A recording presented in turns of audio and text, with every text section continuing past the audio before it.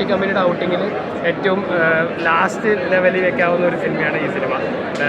Turbo അതിന് തൊട്ട് മുകളിൽ വരും. പക്ഷേ ടർബോ ഒരു എന്താണ് പറയുക, ഒരു ആക്ഷൻ ഓറിയൻറ്റഡ് പടം എന്ന രീതിയിൽ, നോലോജിക്ക് പടം എന്ന രീതിയിൽ എൻ്റർടൈനറിനെ ആസ്വദിക്കാമെങ്കിലും ഇതൊരു ത്രില്ലറാണോ അല്ല എന്താണ് ഒരു സറ്റയർ, ഒരു കോമഡി ആണോ എന്ന് മനസ്സിലാവാത്ത രീതിയിലുള്ള ഒരു ക്ലൈമാക്സ്. കോമഡികളൊക്കെ അത്യാവശ്യം എനിക്ക് തോന്നുന്നു ത്രില്ലർ അതിൻ്റെ ഇൻവെസ്റ്റിഗേഷനെക്കാട്ടിലും ഇതിൻ്റെ കോമഡി സീൻസ് അത്യാവശ്യം വർക്കൗട്ടായിട്ടുണ്ട്. പിന്നെ ബാക്കി ജനറലി പറയുകയാണെങ്കിൽ ഗൗതം വാസുദേവ് മേനോൻ മമ്മൂട്ടി കമ്പനി ഈ ഒരു കൂട്ടുകെട്ടിൻ്റെ പ്രതീക്ഷയ്ക്ക് ഉയരാത്ത ഒരു സിനിമയായി പോയി. ട്വിസ്റ്റിലേക്ക് വരുമ്പോൾ ഒരു വെറൈറ്റി കൊണ്ടുവരാൻ ശ്രമിച്ചെങ്കിൽ അതുവരെയുള്ള കഥാപറച്ചിലിൽ വളരെ സ്ലോ നറേഷൻ ആയതുകൊണ്ട് തന്നെ ആ ഒരു ബോറിംഗ് ഫീലിംഗ് ആയിരുന്നു. പിന്നെ മമ്മൂട്ടി ഗോകുലം ഒഴികെ ബാക്കിയുള്ള കഥാപാത്രങ്ങളും നമ്മൾക്ക് അങ്ങനെ മനസ്സിൽ ഓർക്കാവുന്ന രീതിയിലുള്ള ഒരു കഥാപാത്രങ്ങളും ഈ സിനിമയിൽ ഉണ്ടായില്ല.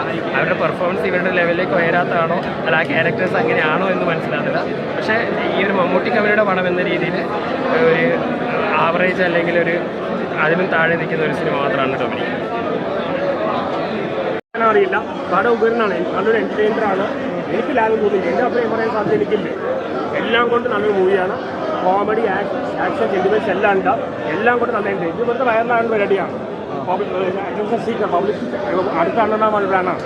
ഇതിന് മോളെ ഫാനോ അറിയില്ല. പടം ഉപകരണമാണ്. ഇപ്പോഴത്തെ ഓഡിയൻസ് വെറ്റി മൂവിയാണ്. ഈ കാലത്ത് വെച്ച് പടമാണ്. നമുക്ക് ഓഡിയൻസിനെ പരിശോധിച്ചൊക്കെ ചെയ്യുന്ന എല്ലാം കൊണ്ടും പടം 100 ക്ലാസ് നല്ലൊരു സിനിമയാണ്.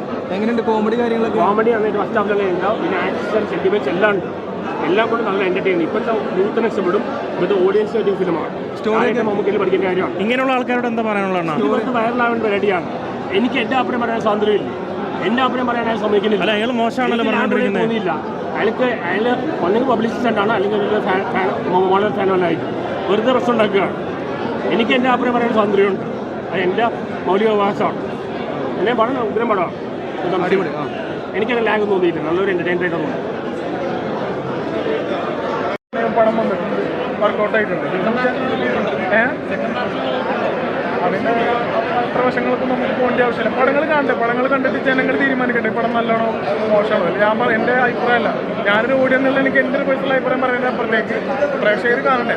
മമ്മൂട്ടി കമ്പനി എന്ന് പറയുമ്പോൾ തന്നെ ജനങ്ങൾക്ക് ആ കമ്പനിയോടൊരു വിശ്വാസമുണ്ട്, അത്തരം സിനിമകളോടൊരു വിശ്വാസമുണ്ട്.